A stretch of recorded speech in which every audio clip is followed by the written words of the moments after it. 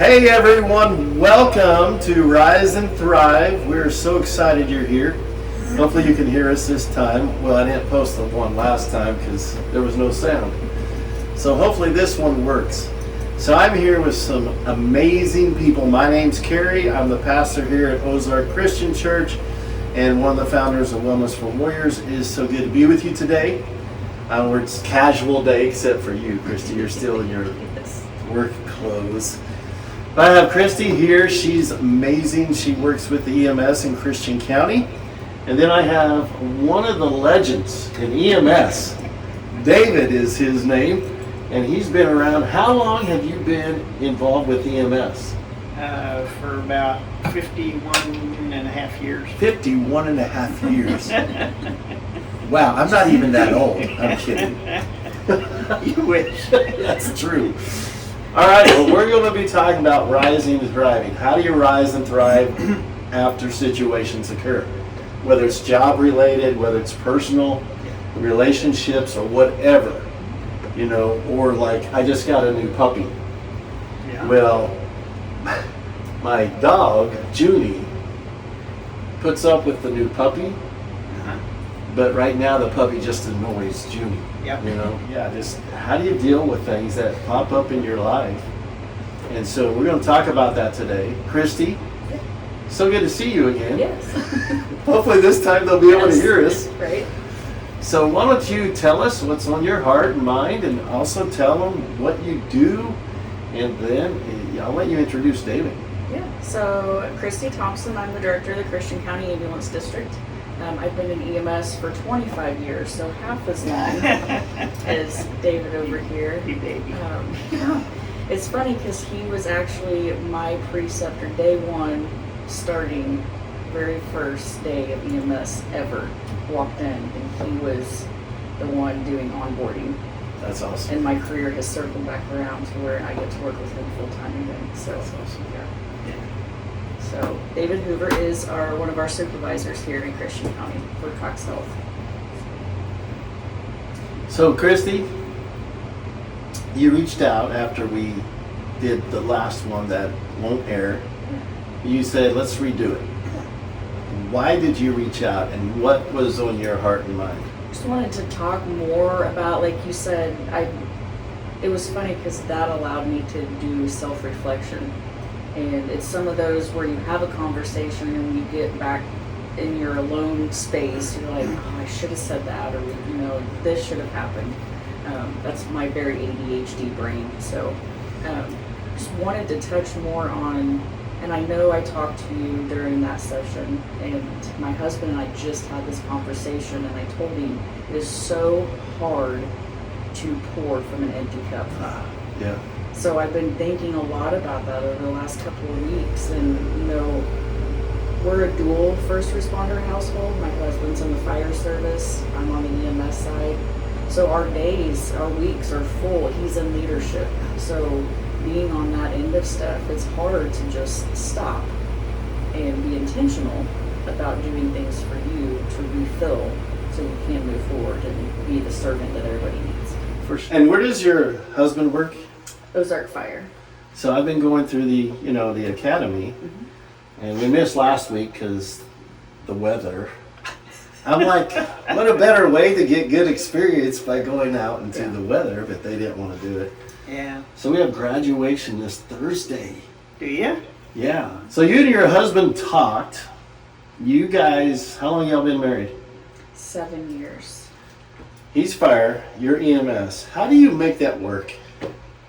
So it's good and bad. We know what each other's days are going to be like before they even start. It's nice to be able to go home and have somebody that can relate to what I've experienced in the past, because obviously our careers carry that trauma. Like, we've seen stuff, we've experienced things. He's been there, he's done that. He's been through most of it.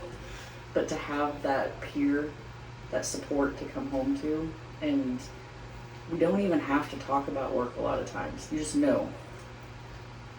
So that is very helpful. But I know a lot of people don't have that. And that's a key factor, I think, when how do people move forward after a situation if they're alone.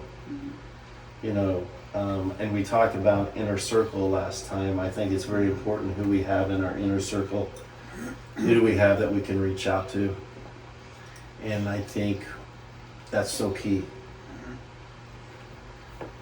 Well, I will tell you, going through this Citizens Fire Academy with Ozark Fire, I really have utmost respect, because when we were out there cutting up the cars, I could barely lift that equipment. You know, and it was like, man, it was crazy. And I don't think the general public understand. Just what? Yeah, it's amazing. Now, so when you and your, let's say you and your husband have a day where you each had a call that was like, and I know you're bossing people around, but how do you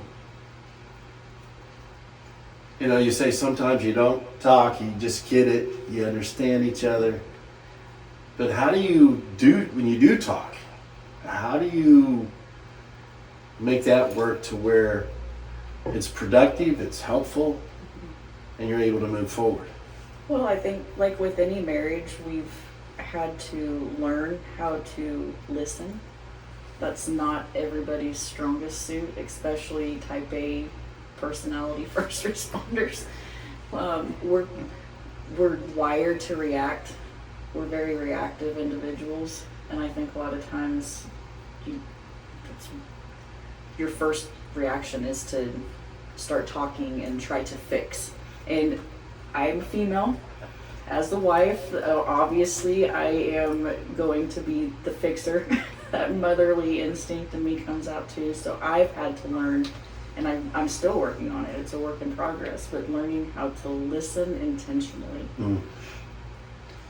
And actively, and not try to fix everything. And that's it's hard for us to do because we are fixers. That's what we do every day. You call us about any minor thing, we come and help fix that. And it may seem very, it's like, really, you called for help for that? But that's what we do, and that's just kind of where it is. And I think when you're talking about things or listening, not trying to pull things out, and just let things happen, and if they need to talk, they will. And children are the same way, even with them. They'll talk as they need to, and you don't just have to pull stuff out of them, but you need to give them permission to talk too. Oh, for sure. And figure out how to listen. There's so much of what we teach and do in the peer roles that is about how to listen and how to convince people, or how to make them comfortable with it and know that we are hearing what they're saying too.